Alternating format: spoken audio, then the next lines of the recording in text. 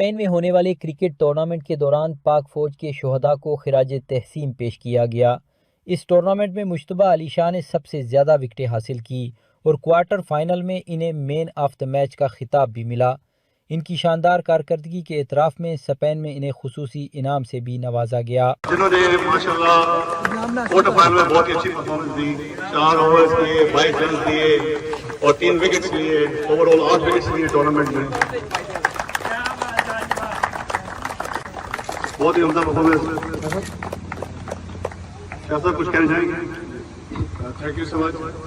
سب سے پہلے آپ تمام دوستوں کا ہم سب، کیونکہ میں تو پہلے دفعہ سے پہلے آیا ہوں، تو بہت زبردست طریقے سے یہاں پہ ٹورنامنٹ آرگنائز کیا جناب جاوید صاحب نے، اور یہاں پہ جو چودھری صاحب ہیں ان سے ملاقات ہوئی بڑی زبردست۔ اور سب سے بڑی بات یہ ہے کہ اسپین کے لوگ بہت اچھے ہیں، جو ہمیں پاکستانی ملے یا دوسرے لوگ ملے، سب سے بڑا پیار ملا، اور یہاں پہ موسم بڑا اچھا تھا۔